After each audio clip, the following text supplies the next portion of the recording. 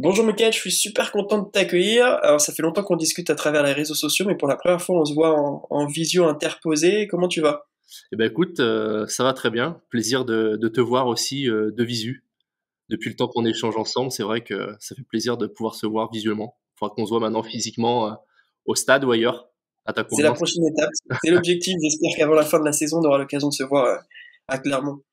Tu fais partie vraiment de ceux qui abordent régulièrement sur LinkedIn ou sur d'autres réseaux la fan expérience. C'est quelque chose de vraiment important pour toi, j'ai l'impression. Je suis très passionné par tout ce qui est fan expérience. Je sais pas, il y a comme un aimant entre moi et la fan expérience.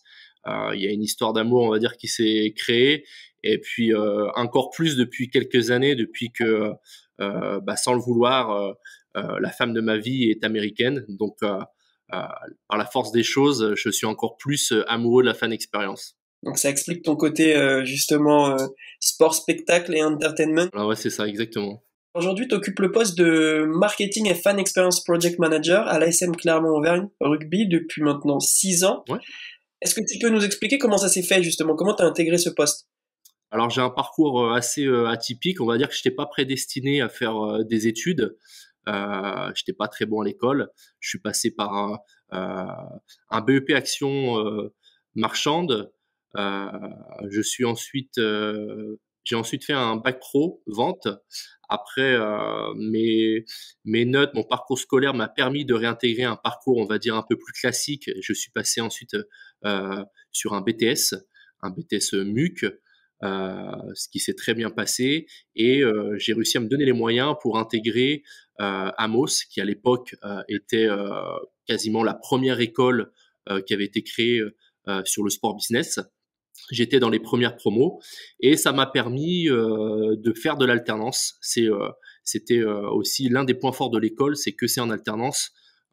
J'ai fait 2 ans d'alternance au FC Lorient, où là j'étais commercial junior. Ça m'a permis aussi de découvrir les autres facettes, puisque à l'époque, le club se développait. C'était sous la belle époque de Christian Gourcuff, où on avait un petit peu plusieurs flèches à notre arc et on touchait un petit peu à tout, aussi bien au marketing, à l'événementiel, à la communication.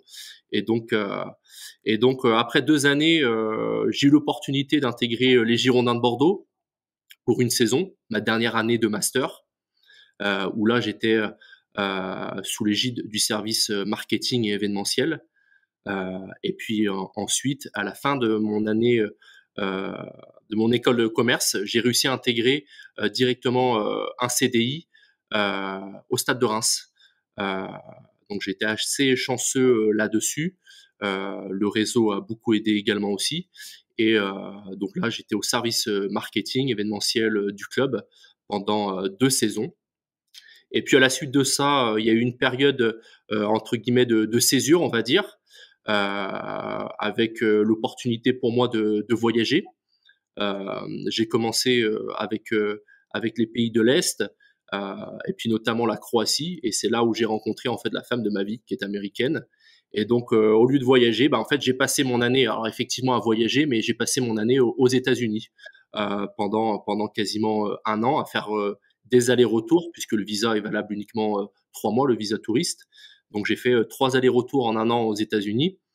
Et puis forcément, pas mal de visites de stades. Euh, Benjamin Armogou en parlera beaucoup mieux que moi. Je pense qu'il a fait beaucoup plus de stades que moi. J'en ai quand même, je pense, une bonne petite quinzaine à mon actif.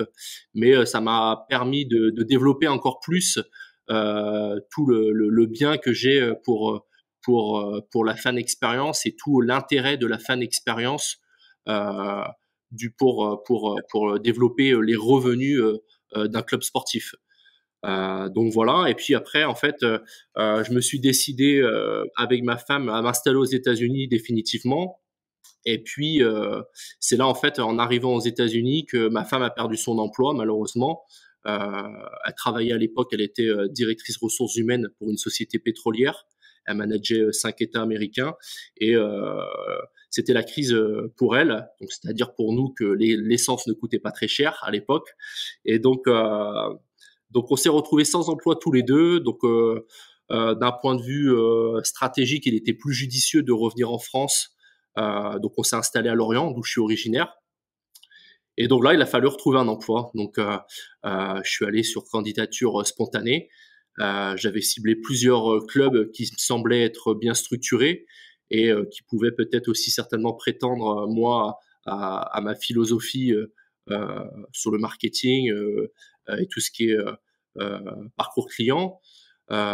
Et puis, les liens se sont vite noués avec l'ASM Clermont-Auvergne. À l'époque, c'était Éric de Cromière, l'ancien président, et puis Aurélien Rougerie, le directeur communication, et puis le directeur commercial.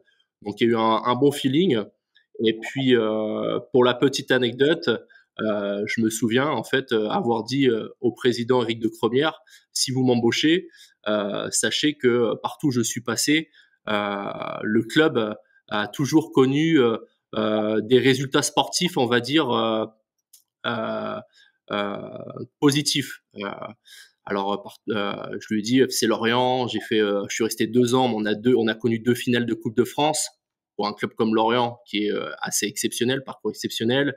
Au Girondins de Bordeaux, je suis resté une saison, mais ça a été la Coupe de France qui a été remportée. C'est le dernier titre remporté par les Girondins depuis. Et puis, participation à l'Europa League. Et puis au Stade de Reims, je suis resté 2 saisons, mais les 2 années, il y a eu le maintien en Ligue 1, qui pour à l'époque, le Stade de Reims, le maintien en Ligue 1 était aussi exceptionnel. Donc je l'avais dit au président, si vous m'embauchez, je vous garantis que cette saison, il y aura quelque chose au bout. Et puis au final, c'est ce qui s'est passé. Il m'a embauché. Je suis arrivé à l'ASM en janvier 2017. Et puis au mois de juin, on remportait le top 14. Donc on était champion de France. Et puis on a aussi connu cette même année une finale de Champions Cup à Édimbourg, perdue face aux Saracens. Euh, mais du coup, en 6 mois, j'ai connu. Donc je l'avais revu le président sur le bord du quai pour revenir avec le Brennus au Michelin. Le lendemain de la finale, et je lui avais fait le petit clin d'œil. Vous vous souvenez, président, on s'était vu, je vous avais dit qu'on gagnerait quelque chose, et c'était le cas. Donc c'était notre titre en 2017. C'est vrai que partout où je suis passé, j'ai toujours gagné quelque chose, ou du moins j'ai toujours apporté. Je suis peut-être le porte-bonheur, on va dire. Genre, je sais pas, mais j'ai cette bonne étoile en tout cas. On reviendra après dans les prochaines questions justement plus en détail sur ce que tu fais aujourd'hui au club depuis maintenant presque 6 ans. Mais j'ai une petite question parce que c'est marrant quand je t'écoute.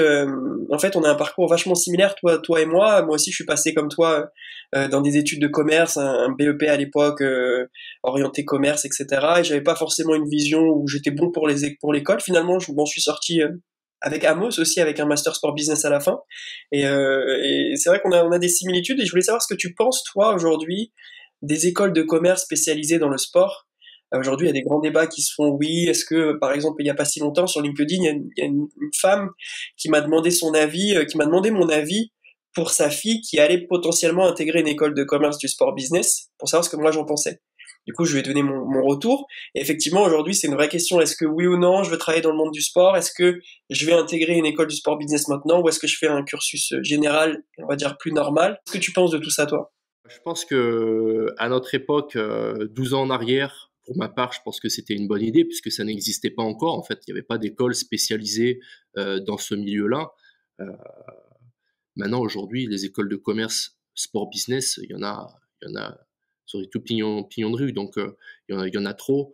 Et moi, je pense aujourd'hui que dans les clubs actuellement, euh, on est trop formaté. On vient tous du milieu du sport et ça peut parfois, même souvent, brider les idées. Et je trouve que aujourd'hui c'est important de recruter des gens de d'autres secteurs d'activité euh, parce que ces gens-là vont arriver avec une fraîcheur, avec des idées nouvelles, vont pas avoir peur, vont pas venir avec des préjugés ou quoi que ce soit, et vont pouvoir amener de la nouveauté. Et je pense qu'aujourd'hui les clubs en ont besoin. Donc il y a de très bonnes choses dans les écoles de commerce du sport business, mais aujourd'hui j'aurais plutôt tendance à dire que si l'étudiant part sur un cursus classique, c'est aussi pas plus mal. Et c'est ce que je constate aussi en discutant avec pas mal de personnes qui travaillent aujourd'hui dans les clubs, ou même qui veulent recruter des personnes, notamment sur des métiers de fan expérience, qu'il y a cette vraie recherche d'un profil pas auto-centré sport. À l'époque, à notre époque, la tienne et même la mienne, c'était une plus-value de dire qu'on était fan du Ouais, sport dans lequel on voulait travailler. Et aujourd'hui, c'est plus forcément ce que les clubs ou les organisations sportives recherchent aujourd'hui. Ils veulent plutôt voilà, une compétence professionnelle, parfois désengagée ou désorientée du sport. Donc je pense que c'est un vrai intérêt. C'est ce que je conseille aujourd'hui aux étudiants, moi, c'est de leur dire que, bah, en fait, pas forcément. C'est pas parce que tu veux travailler dans le sport qu'il faut faire tes 5 années d'études, si tu vas jusqu'au master, dans le sport spécifiquement, mais t'ouvrir à d'autres choses. ouais, je suis d'accord. Aujourd'hui, c'est plutôt la tendance, c'est inversé. Alors, si on revient sur ton job aujourd'hui, ou tes jobs, parce que ton titre veut dire tout et pas rien à la fois, mais il y a tellement de choses là-dedans.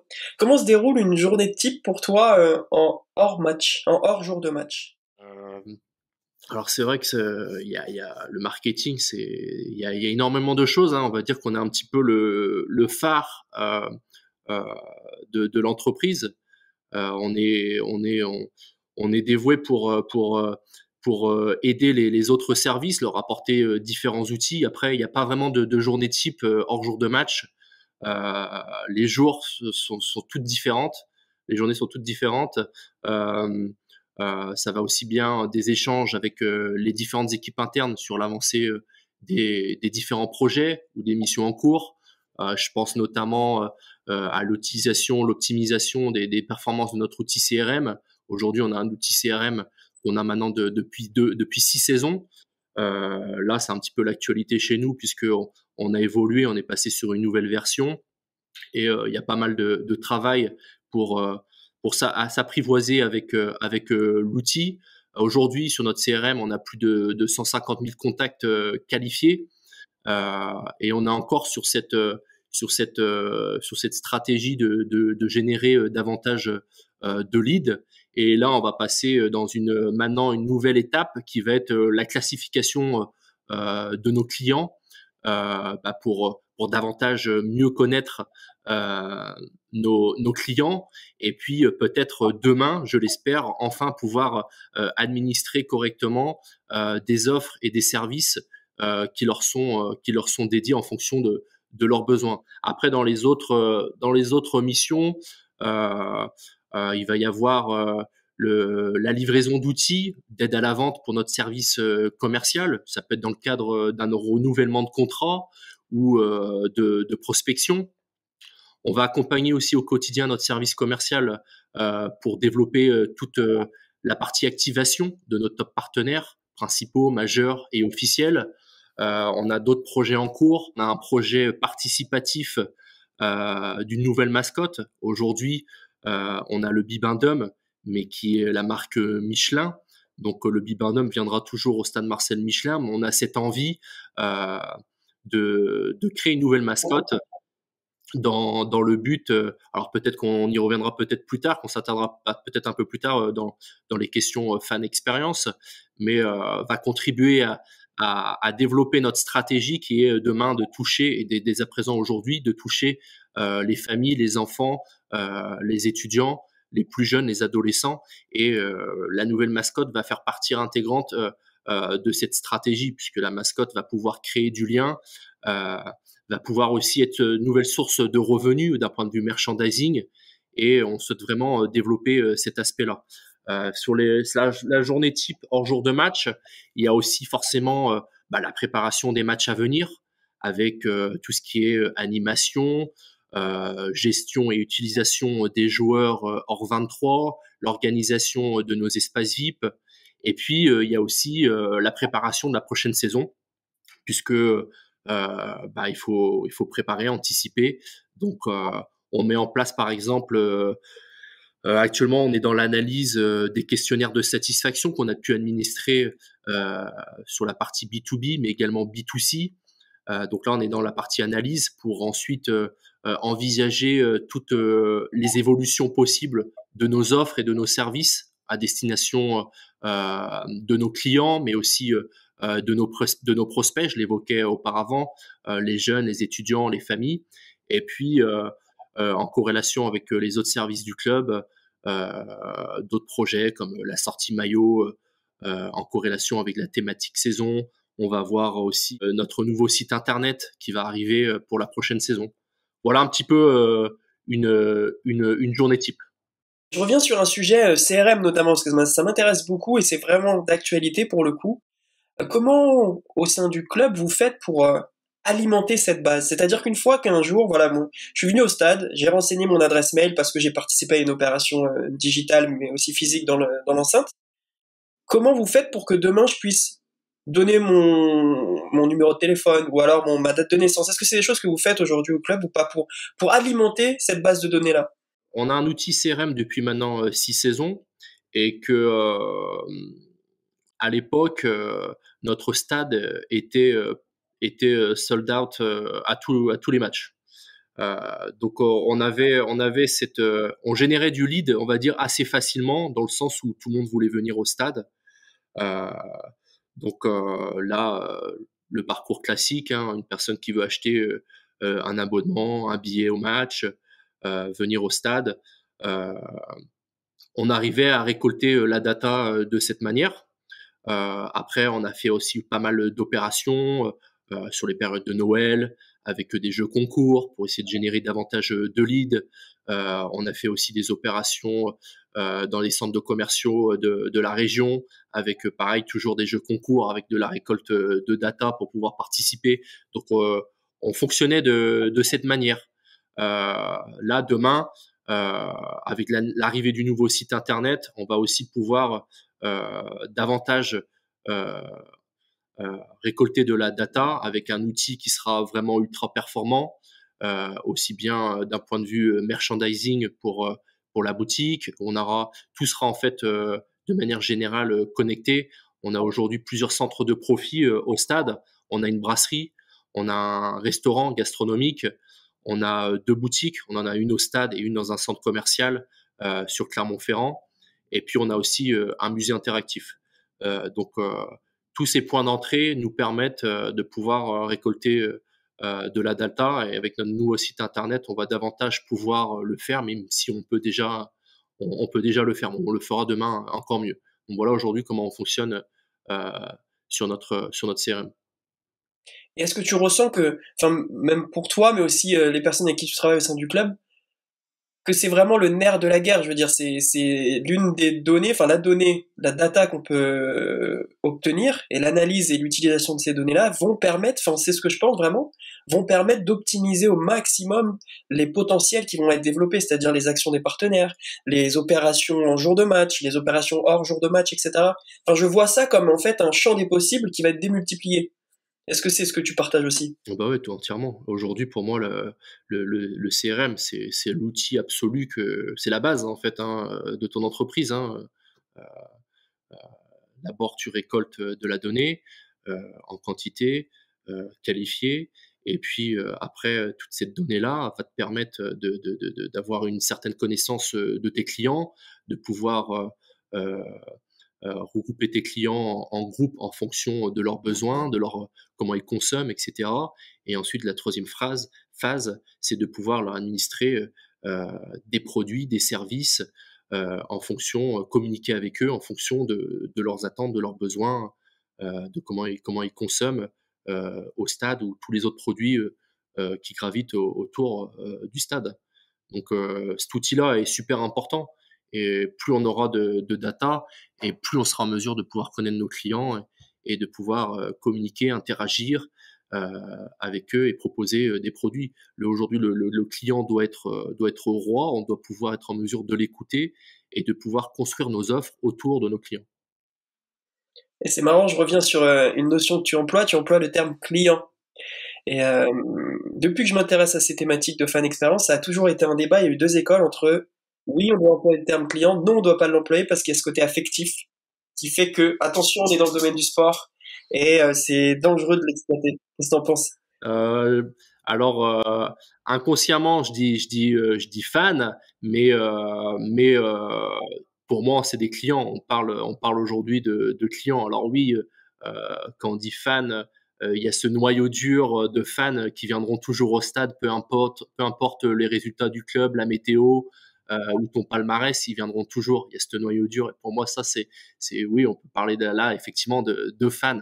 Mais aujourd'hui, on est dans dans une philosophie d'aller chercher des nouveaux fans qui pour moi sont des clients parce que c'est des gens qui ne seraient peut-être pas venus naturellement au stade pour le résultat sportif ou pour l'équipe, mais c'est aujourd'hui des gens qui viennent au stade pour vivre d'autres expériences. Ils viennent chercher autre chose que ce qui se passe sur la pelouse. Ils viennent pour vivre des émotions, pour partager un moment avec des amis, avec de la famille, avec des collègues. Euh, et ils viennent chercher autre chose que du sport. Alors oui, c'est l'excuse, ce qui se passe sur le terrain, mais ils vont venir pour tout ce qui se passe autour. Ce qui se passe autour, c'est tout ce que nous, on va pouvoir proposer aux clients en termes d'émotions, en termes de souvenirs, et, euh, et ça va être tout le parcours client. Du moment où on va aller parler au client, aller le chercher, communiquer avec lui pour essayer de l'attirer à venir au stade, jusqu'à son arrivée au stade, l'accueil, le confort du stade, les animations, tout ce qui est l'offre food and drink, la propreté, le rôle du speaker, de la mascotte, l'ambiance musicale, l'identité sonore, les chants et forcément les tifos qui sont proposés par nos supporters. Et tout ça, tout va contribuer au parcours client, à l'expérience client, peu importe son âge, son identité, d'où il vient. Il faut qu'on puisse proposer des offres à nos clients qui répondent aujourd'hui à leurs attentes. On l'a vu encore plus avec le Covid maintenant. Notre modèle économique repose sur l'économie réelle, à la différence des clubs de football qui génèrent beaucoup de revenus TV. Certes, nous, on en a, mais notre stratégie est basée autour de notre stade. Notre stade aujourd'hui est implémenté dans la vie du quartier. Notre stade est dans le quartier de Montferrand et fait partie à part entière de l'environnement et s'intègre parfaitement. Et c'est aujourd'hui un lieu de vie. On a un parvis commercial avec des restaurants, des commerces. On fait vivre le stade hors match. On est basé sur cette économie-là. Effectivement, je comprends tout à fait ce que tu veux dire et je suis d'accord avec toi. Effectivement, je pense qu'il y a deux approches qui sont un peu différenciantes selon avec qui tu adresses le sujet. Les gens qui sont effectivement fans ne vont pas forcément être en phase avec le fait qu'on va appeler les personnes dans un stade client. Notre vision à toi et moi aujourd'hui qui sommes professionnels du secteur, forcément on la comprend parce qu'il y a cet objectif-là, mais c'est vrai que c'est une nuance. Moi je sais qu'avec pas mal d'étudiants, c'est quelque chose sur lequel je jauge un peu, notamment à faire attention à qui on a en face de soi et ce qu'on en aborde, parce que ça peut être compliqué. Je pense que tu peux avoir de très bonnes idées, et le fait que tu l'emploies avec ce terme-là client, eh ben malheureusement tes bonnes idées vont pas forcément être écoutées, parce que le terme va déranger. C'est un peu ce que je vois, ou du moins ce que j'analyse avec des personnes qui ont des très bonnes idées pour moi, mais par contre ils l'emploient avec une vision trop commerciale, trop business, et ça peut ne pas passer, notamment avec les groupes de supporters, les gens les plus fervents dans les stades, etc. Donc c'est un peu se mettre à dos toute cette communauté-là et qui est un peu délicate. C'est un peu la justesse, je pense, qui est à évaluer dans notre secteur. C'est ça, faut trouver le juste milieu, adapter notre vocabulaire en fonction de à qui on s'adresse. Alors revenons justement au jour de match. Quelles sont tes missions? Qu'est-ce que tu fais en jour de match? Alors jour de match, une journée type, on va dire que déjà j'arrive au stade généralement 4 heures à peu près, 3-4 heures avant le coup d'envoi. Je vais faire un premier tour de stade pour saluer les différents prestataires avec qui on travaille, aussi bien sur la partie hospitalité, technique, animation, multimédia.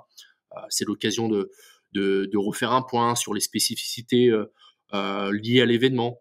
Il y a aussi tout ce qui est accueil et gestion de la mise en place des différents prestataires liés aux animations, aussi bien B2B que B2C. On va s'assurer que toutes les prestations VIP sont prêtes à accueillir nos clients et leurs invités.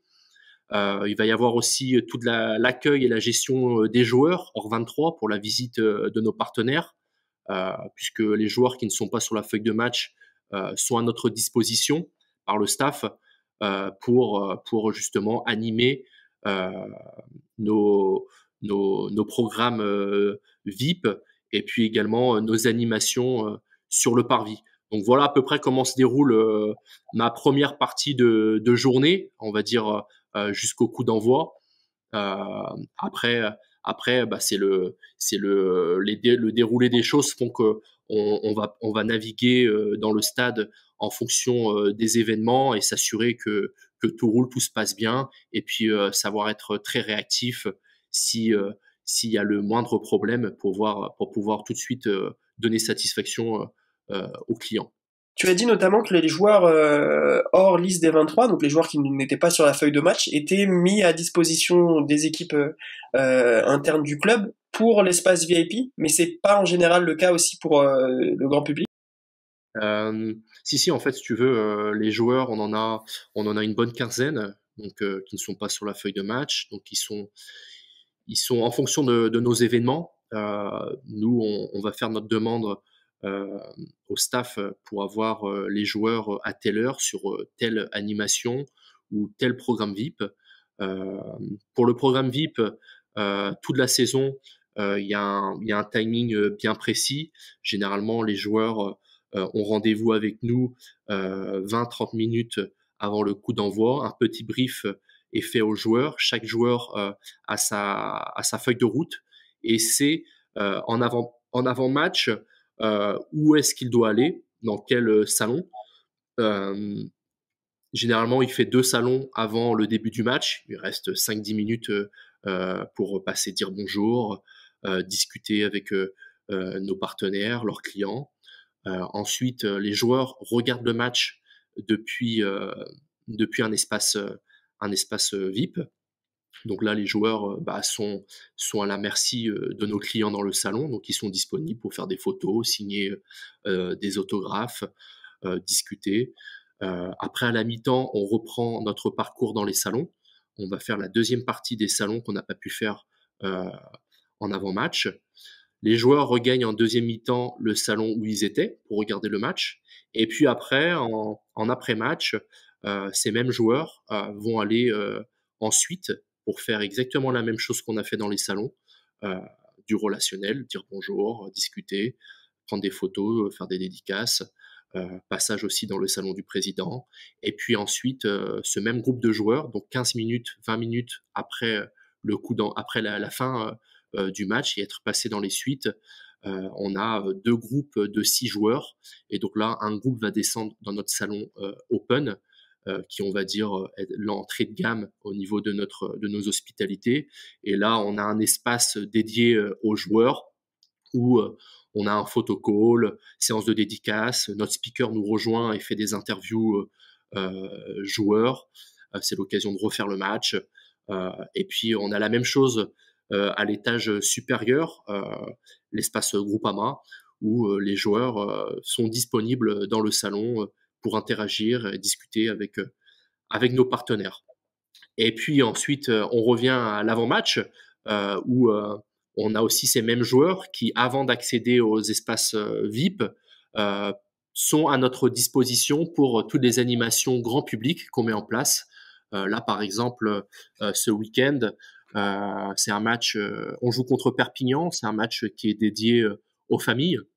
On va avoir pas mal d'animations pour les familles, comme des structures gonflables, des ateliers maquillage, mais aussi on va avoir un photocall avec la présence de joueurs pendant 1 heure. Donc les joueurs vont alterner. Et puis on va avoir aussi la remise d'un diplôme, mon premier match au stade Marcel Michelin pour les enfants. Donc là, pareil, c'est un joueur qui fait la remise de ce diplôme, qui va compléter le diplôme, mettre le prénom de l'enfant, la date du match, Perpignan, et puis la petite dédicace, la photo qui va bien. Donc voilà comment on utilise les joueurs le jour de match. J'adore cette idée de diplôme. Effectivement, c'est des choses que j'ai vues aux États-Unis, que j'ai moi-même vécu et même en Angleterre. Et c'est vrai que je trouve quelque chose de très simple, notamment pour les enfants, pour les jeunes enfants ou même pour les adultes à la limite. Je trouve que c'est vraiment une action pour moi qui fait partie des basiques de ce que l'on peut proposer dans une expérience stade en jour de match. En fait, c'est tout simple, hein. C'est du benchmark, c'est du copier-coller. Je crois que c'est Brentford qui l'avait fait. Ben, je crois que j'avais lu l'interview chez vous justement, et je trouvais cette idée vraiment top. C'est tout simple à mettre en place. Euh, J'en ai parlé à mon service com. Ils ont tout de suite fait un visuel sympa. Et puis depuis cette année, on l'a mis en place. Donc sur tous les matchs dédiés thématique famille, on le met en place. Et on l'a fait une première fois et ça a super bien marché. Euh, les enfants venaient, les parents étaient super contents. Et puis on le sait tous, hein, notre première fois au stade, quand on est plus petit, inconsciemment, on devient supporter de ce club parce que on est reparti avec quelque chose. Donc là, c'est un diplôme, ça peut être un poster, ça peut être une écharpe, ça peut être un drapeau qu'on t'a donné parce qu'il y a eu un tifo. Et t'es tout petit, tu vas le mettre dans ta chambre, c'est ton premier souvenir. Et puis c'est comme ça que ça démarre. Et voilà, en fait, c'est le but de ce diplôme. T'as tout à fait raison, parce que moi, personnellement, je suis fan des Girondins de Bordeaux. Et pourquoi? Parce qu'en fait, j'ai de la famille qui habite là-bas. Et c'est le premier match, vraiment match de sport que j'ai vu au stade Chabandelmas à l'époque. Et du coup, le fait d'arriver et de voir le stade, l'ambiance, etc., j'ai eu une accroche particulière. Et aujourd'hui, je suis fan de ce club-là parce que cette première expérience a été vécue au stade. C'est ça. Moi, tu vois, je suis originaire de Lorient. À l'époque, quand j'étais tout petit, Lorient, c'était en national. Euh, mon oncle m'avait embarqué pour aller voir un match de Nantes. C'était en 1995. C'était FC Nantes Racing Club de Strasbourg à l'époque. Et voilà, moi, c'est mon premier souvenir. J'étais reparti avec un poster, etc. Et maintenant, aujourd'hui, je suis supporter du FC Nantes. De Lorient aussi, forcément. Lorient, c'est mon club de cœur, mais c'est mes deux clubs. Et ça démarre toujours comme ça. L'histoire d'amour démarre toujours comme ça. C'est une première visite au stade, et puis tu repars avec quelque chose de palpable, et puis voilà, l'histoire démarre. D'où l'importance, moi je trouve que c'est quelque chose de très très important de travailler notamment l'expérience fan ou l'engagement des fans, grosso modo toutes les actions autour de ces thématiques-là, directement vers les enfants ou les plus jeunes publics. Je prends l'exemple de McDo, souvent, j'en parle souvent, avec le fameux Happy Meal et l'espace où tu peux jouer quand t'es enfant, etc. Je trouve que c'est une logique et une réflexion qui est super intéressante parce que ça crée les potentiels fans et clients de demain. Et dans le sport, je pense qu'on manque un peu de ça. Et maintenant, aujourd'hui, il y a beaucoup de choses qui se font, qui se créent parce que t'as les jeunes fan clubs qui sont à peu près partout dans toutes les organisations. Mais vraiment, je trouve que c'est un cœur de travail qui doit être encore plus développé. Je suis entièrement d'accord avec toi. Enfin, c'est triste à dire, mais le Covid a été un mal pour un bien pour nous à l'ASM, parce que avant notre stade, hormis les résultats sportifs, notre stade était toujours plein. On tournait à 94% de taux de remplissage. Le Covid est passé, avec tout ce qu'on connaît. Hein. Les gens sont entrés dans des nouvelles habitudes de consommation. Le pouvoir d'achat aussi qui a diminué. On va pas se voiler la face. Hein. Aujourd'hui, venir au stade, on est en concurrence avec une partie de bowling, un cinéma, aller au restaurant, une soirée entre amis. Voilà. Donc aujourd'hui, il faut aller chercher des nouveaux clients. Nous, on a une base d'abonnés très fidèle, mais qui est aussi vieillissante. De mémoire, plus de 65% de nos abonnés ont plus de 60 ans, plus de 54 ans, 54 ans exactement. C'est énorme. Voilà, on n'est pas immortel. Hein. Donc aujourd'hui, il faut aller chercher les supporters, les clients de demain, et c'est les plus jeunes, c'est les enfants, c'est les familles. Donc depuis cette année, on a mis en place une nouvelle stratégie pour aller chercher ces publics-là.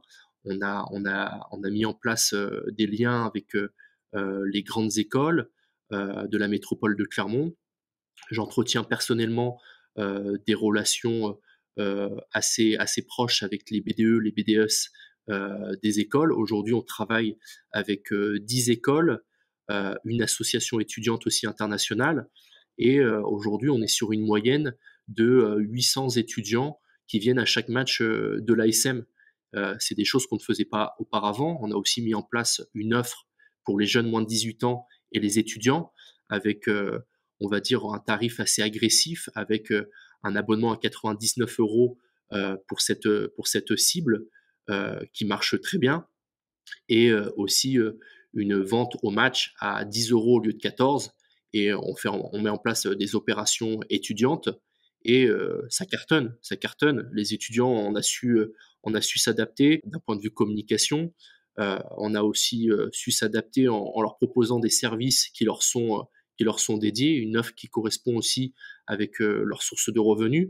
Et aujourd'hui, ça marche, et on va pousser la chose encore plus la saison prochaine, par exemple.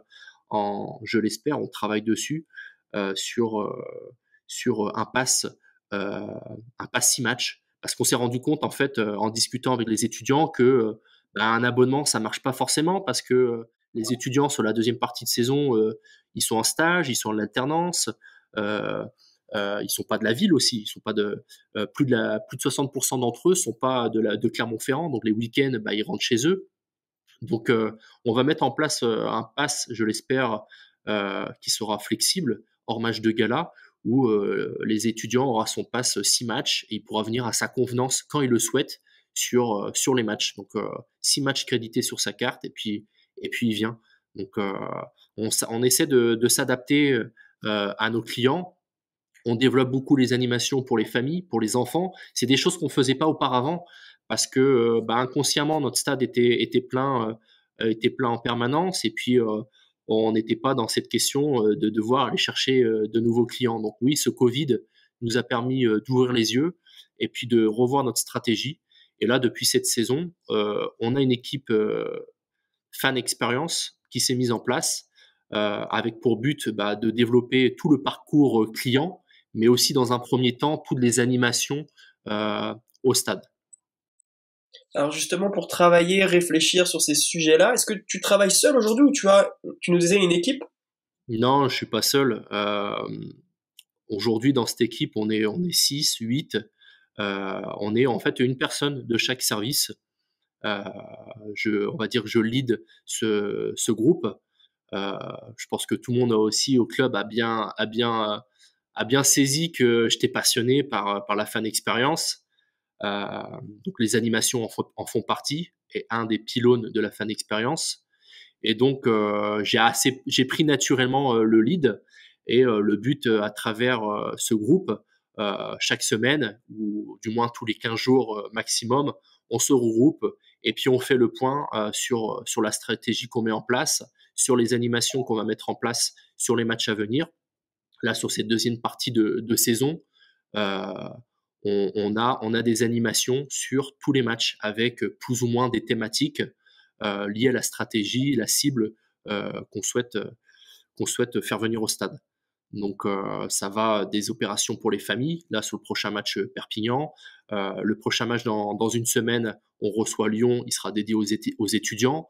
Donc là, notre bar le 22 sera entièrement transformé en bodega. On va avoir un DJ, on va avoir beer pong, baby foot, on va avoir une grande faucheuse pour les étudiants pour venir pour s'éclater, se faire plaisir. Donc on essaie de les attirer de cette manière-là, en plus du tarif qui est attractif pour eux. Après, sur les autres matchs, on a mis aussi en place un partenariat avec la coopérative de mai, qui est le lieu musical, culturel de la ville. Et donc, il nous amène des artistes locaux qui sont soit connus ou qui ont besoin de se faire connaître. Et aujourd'hui, on leur prête volontiers la pelouse du Michelin pour scène, pour faire un showcase à la mi-temps. Donc, c'est des choses qu'on met en place. Et aujourd'hui, à chaque match, on est en mesure de pouvoir proposer une programmation au niveau des animations. Quelle stratégie aujourd'hui vous mettez en place sur la partie fan expérience? Sur ces 15 dernières années, l'ASM Clermont-Auvergne a investi plus de 30 millions dans la modernisation de notre stade. On est propriétaire de notre stade, on est sur un bail amphithéotique avec un terrain qui appartient à Michelin, mais on est propriétaire des murs, des bâtiments. Donc aujourd'hui, on n'est pas menotté par la ville ou par quelqu'un d'autre et on fait ce qu'on veut. En fonction de nos besoins. Donc, on a investi plus de 30 millions. Donc, ASM Experience en fait partie, comme peut en faire partie, par exemple, l'ADS, l'allée des supporters, qui est en fait sous une tribune. On a certainement le plus long bar du top 14, peut-être même de France, je ne sais pas, qui est abrité et chauffé. Et donc, c'est un lieu stratégique pour tous nos supporters pour venir s'ambiancer. On a des groupes de musique qui viennent quasiment à chaque match. C'est l'occasion de venir faire le début de match et l'après-match, la troisième mi-temps. La stratégie sur la fan expérience, aujourd'hui se met en place tout doucement. On est sur notre première année avec cette équipe Fan Experience. Un budget nous a été alloué, ce qui est une première aussi pour le club. Alors, je vais pas communiquer le budget, mais il est suffisamment conséquent pour débuter et faire de jolies choses cette année. Euh, on évalue, on a mis en place des mécanismes pour pouvoir évaluer l'efficacité de ces animations. Euh, Ça nous a permis de voir que certaines d'entre elles ne fonctionnaient pas forcément, ou du coup on a su se réadapter. C'est un peu aussi ma philosophie, hein. Faut tester, faut voir si ça fonctionne. Si ça marche pas, eh ben on revient pas en arrière, on propose d'autres choses. On est assez flexible et de ce côté-là, la direction nous fait entièrement confiance. Et aujourd'hui, ça commence à marcher. Dans les derniers sondages qu'on a pu mettre en place, plus de 55% du public, abonnés, non abonnés, a pu constater les animations qu'on a mises en place. Et aujourd'hui, 50% d'entre eux se disent prêts à venir plus tôt au stade avec ce genre d'animation. Et j'ai une question de curiosité, mais est-ce que vous arrivez à corréler la stratégie de fan experience avec les besoins et les développements en termes de relations avec vos partenaires? Je vais m'expliquer dans ce que je te propose, dans ce que je t'explique là. C'est que pour moi, je pense qu'il y a un intérêt à mélanger les deux. C'est-à-dire qu'à chaque fois que je vais proposer une activation, une animation fan experience, je vais la relier à un partenaire qui va probablement financer cette opération-là, qui va gagner en visibilité et avoir un, une vision plus positive de la part des spectateurs qui vont participer à cette animation-là. Est-ce qu'aujourd'hui c'est le cas ou pas encore? Ouais, c'est le cas. En fait, c'est pour ça que en fait, cette équipe Fan Experience, on a une personne de chaque service. Aujourd'hui, on a une personne du service commercial et le but, c'est de faire le lien avec tout ça. On met en place des animations en fonction des animations et en fonction du match. Euh, on a un partenaire qui peut être sollicité pour faire de l'activation. Euh, alors, on a le match Paprec, par exemple, où on va solliciter euh, nos supporters et mettre leur contribution sur les aspects de recyclage en corrélation avec Paprec. Donc, on va développer sous cet aspect-là, comme on peut le faire avec Groupama, avec la possibilité pour Groupama d'amener des animations, un parcours d'acrobranche urbain euh, amené par Groupama, un semi-remorque Groupama. Donc on essaie au maximum de mettre nos partenaires dans la boucle. Et puis l'idée, on le sait tous aujourd'hui, les partenaires, c'est terminé l'époque où le partenaire avait son panneau autour du stade, son visuel panneautique LED. Aujourd'hui, un partenaire, il attend davantage. Aujourd'hui, on essaie avec nos partenaires de créer une histoire. Il faut qu'il y ait une certaine continuité. On a des partenaires qui sont fidèles, on a des partenaires qui sont au club depuis plus de 10, 15 ans pour certains d'entre eux. Et l'évolution dans nos relations avec eux a beaucoup évolué. Et aujourd'hui, on est vraiment sur du storytelling où on essaie de construire quelque chose en corrélation avec nos supporters, en corrélation aussi avec eux, leurs attentes, leurs clients, leur target. Et donc, on construit une histoire comme ça et on essaie de mettre en place de l'activation autour des matchs et aussi hors match. Alors si je reprends un sujet un peu plus concret de justement toutes ces thématiques de fan expérience, vous proposez pour la première fois cette semaine une vente flash en veille de match. Comment est venue justement cette idée-là? Eh ben, tout simplement que on va pas se voiler la face, hein, tout le monde le sait. Aujourd'hui, la SM est à un tournant de son histoire. On est en train de basculer sur un nouveau chapitre. On a un nouveau coach. On a des joueurs emblématiques qui sont sur le point de quitter le club, qui ont envie de passer sur une nouvelle histoire. On a un nouveau président.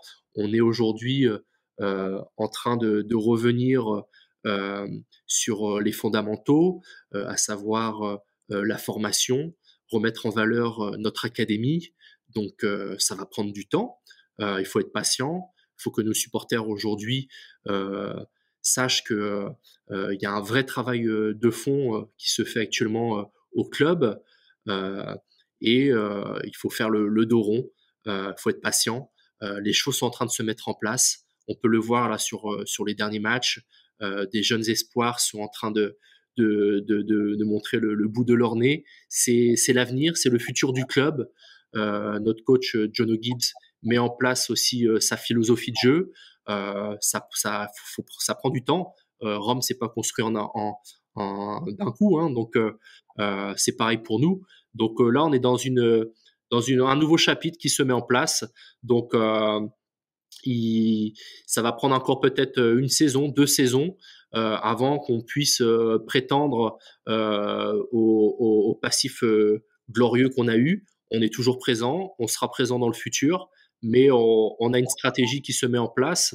Euh, donc l'ASM sera très compétitif prochainement, et on espère prochainement revenir et pouvoir prétendre de nouveau au titre de champion de France et de champion d'Europe. On est des compétitifs, et euh, sur le terrain, mais aussi dans les bureaux, à apporter en permanence de la fraîcheur, de la nouveauté, continuer à nous moderniser au niveau de notre stade.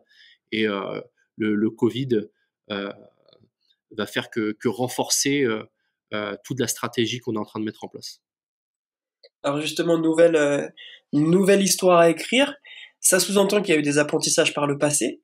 Je veux parler à travers ça du programme Fan ASM qui s'est arrêté après 4 ans d'existence. Est-ce que tu peux nous dire justement pourquoi ça s'est arrêté et qu'est-ce qui se passe ensuite? Alors à l'époque, ce qu'il faut savoir, c'est que le Fan ASM avait été créé euh, pour, euh, pour donner l'opportunité à nos supporters de vivre des expériences money can't buy. Donc toutes ces expériences étaient liées à notre stade, autour des matchs, etc. Et avait été créé aussi à l'époque pour être une source de revenus supplémentaires pour le club. Donc ça a très bien fonctionné. On est monté jusqu'à 1500 membres. Il faut savoir que ce programme était payant. Euh, et pendant 4 années, on a toujours été à l'équilibre. Le Covid est venu, et donc le Covid, on va pas se voiler la face, hein, le stade, on pouvait plus aller au stade. Donc tout le contenu qu'on avait créé autour de ce programme a été mis en porte-à-faux du jour au lendemain. Donc ça nous a amené à réfléchir sur la vitalité de ce programme. Et puis il était judicieux d'y mettre un terme, et de réfléchir à un nouveau programme, plus programme de fidélité. On est toujours en train de travailler dessus, avec pour objectif de toucher davantage de monde, qui soit accessible à tous, et avec un vrai programme d'évolution. Euh, je sais pas, la possibilité de pouvoir engranger des points, d'évoluer dans le programme, et en fonction de son évolution, d'engranger des expériences, des avantages, des services. On y travaille, donc je peux pas en dire plus pour le moment, mais c'est ce programme qui avait été créé à l'époque, qui a duré 4 ans, a fait son temps. On en a tiré des conclusions, et va nous permettre d'évoluer vers un nouveau programme qui répondra davantage demain à nos clients. On a hâte de voir la suite avec un programme du coup plus orienté fidélité et récompense de la fidélité des spectateurs. C'est ça, toujours orienté vers le CRM. On revient à notre outil de base, le CRM, mieux connaître nos clients. C'est assez logique, comme toi et moi venons du domaine du commerce. Moi, parfois, je trouve que le parallèle est trop marqué entre justement le commerce et la façon dont on travaille justement ces programmes CRM, avec simplement des cartes fidélité, des programmes fidélité, ou même souvent, je pense simplement quand tu vas dans la boulangerie et qu'on tamponne, tu sais, le premier programme de fidélité existant, on tamponne ta petite case, et au bout de 10 cases cochées, tu as une réduction ou un truc offert, etc. Et je suis parfois déçu de ne pas voir des choses aussi simples développées dans des organisations sportives ou des événements. Parfois, on est sous-staffé, euh, on est un petit peu malheureusement avec des œillères, cantonné sur les missions du quotidien qui sont liées au match, et on n'a pas forcément les ressources humaines, le temps donc, pour pouvoir travailler sur ce type de projets qui sont aujourd'hui super intéressants. Et on le voit aujourd'hui, de plus en plus de clubs euh, font le choix de mettre en place un programme de fidélité. Je pense à l'Olympique lyonnais, Troyes qui l'a mis en place, le FC Lorient le fait aussi, le Paris Saint-Germain, l'AS Saint-Étienne. Euh, et c'est la base, en fait, effectivement, c'est la base du travail, de pouvoir récompenser nos plus fidèles clients, de pouvoir aussi connaître davantage comment ils consomment, puisque avec cette carte de fidélité, euh, nos différents, euh, euh, nos différentes sources au stade, de pouvoir savoir comment les gens consomment, aussi bien à la brasserie, en boutique, billetterie, musée, restaurant. On va avec toutes ces données, la récolte de data, on va pouvoir mieux connaître nos clients et leur administrer des offres, faire de l'automation au niveau de la communication, approprier nos messages. Et puis, ça fait partie des programmes de fidélité, hein. Donc, c'est le but de fidéliser nos clients. Donc, ça fait partie de la base. Alors comment toi tu vois l'avenir des métiers autour de l'expérience fan? Je vois de plus en plus, enfin c'est relatif, mais de métiers, d'offres d'emploi aujourd'hui qui sont proposées avec cette thématique fan expérience. Notamment, j'ai vu la dernière fois responsable fan relationship management, chargé de développement fan expérience, etc. Comment tu vois toi, ce développement-là sur ce sujet? Bah, pour moi, c'est des métiers qui devraient déjà exister depuis longtemps. Euh, Ça correspond à tout ce que je peux te dire là depuis presque une heure. Euh, le, le servicing et l'expérientiel, euh, c'est aujourd'hui la base de notre métier. Il faut revenir à la base. Aujourd'hui, c'est nos clients, pourquoi on existe. Et on, on va revenir à tout ce qui est parcours client, mais aujourd'hui, il faut que c'est aujourd'hui l'expérience client est un investissement en fait au service du développement, forcément de nos sources de revenus, billetterie, merchandising, food and drink, hors match. C'est aussi l'image de marque de notre stade, du club, mais aussi de notre territoire. Euh, c'est euh, c'est au service de la commercialisation de nos offres, de la fidélisation du public existant, mais aussi l'accueil de nouveaux clients, de nouveaux publics. Et ça va contribuer sur l'affluence du stade. Et tout ça, ça passe par la fan expérience, le parcours du client. On l'a évoqué avant sur la mise en relation avec les nouveaux clients, l'achat et la réception du billet de match, la communication, les infos autour du match, l'accès au stade, les parkings, les transports en commun, l'optimisation des temps d'attente et l'accueil à l'entrée du stade, l'offre food and drink, le confort, la visibilité. Euh, il y en a plein d'autres, des piliers, les contenus digitaux, mobiles, sur nos écrans géants, entre guillemets, puisqu'aujourd'hui en France, on a des écrans, mais ils ne sont pas forcément tous géants, et ça doit faire partie, contribuer à l'expérience du client. L'ambiance musicale, l'identité sonore, le rôle du speaker et l'importance de la mascotte, les chants et les tifos des supporters, et puis celui qui est le plus souvent mis en évidence quand on parle de fan expérience, c'est les animations. Donc oui, le métier de fan expérience est aujourd'hui important pour tous les piliers que je viens de t'exposer qui contribuent au parcours, à l'expérience du client. Alors toi, tu as une particularité dans ton parcours professionnel aujourd'hui, c'est que tu as travaillé dans le football, donc à Lorient, Bordeaux et Reims, et dans le rugby actuellement. Est-ce que tu vois une différence dans la façon de traiter justement ces sujets d'expérience spectateur ou de simplement de voir, de visualiser quelque chose sur cette thématique? En soi, le métier est exactement le même. Je pense, peu importe le sport. Quand je suis arrivé à l'ASM, j'ai pas forcément vu de différence. Euh, Franchement, l'ASM n'a rien à envier aujourd'hui à des clubs de milieu de tableau de Ligue 1. On est aussi bien staffé. Euh, les méthodes de travail sont exactement les mêmes. C'est exactement pareil. Euh, la seule chose qui m'a le plus marqué, on va dire, c'est au niveau de l'ambiance dans le stade. Euh, euh, euh, on retrouve vraiment cette ambiance qu'on connaît tous rugby autour de respect, ces valeurs de respect, de partage. Tu viens au stade, tu peux venir en famille euh, sans problème, en avant-match, en après-match, tu vas boire une bière avec le club adverse, les supporters adverses. Il y a vraiment cette culture de partage, d'échange, euh, de vivre en communauté, cette communauté rugby. Ça m'a beaucoup marqué et c'est quelque chose que j'aimerais beaucoup retrouver dans le foot, même si ça existe, hein, dans certains clubs, ça existe, ces valeurs-là, mais c'est encore plus puissant dans le rugby et je pense que c'est quelque chose qui commence aussi un petit peu à se perdre dans le rugby et que j'aimerais qu'on garde parce que c'est euh, c'est les bases du sport en fait. Hein. On revient toujours à cette notion de clients, de supporters, mais bah, les supporters, c'est la base de ce sport. Quoi. Donc, euh, c'est toutes ces émotions et c'est ce qui m'a vraiment marqué le plus. Alors, on arrive à la fin de cet épisode. J'ai deux dernières questions.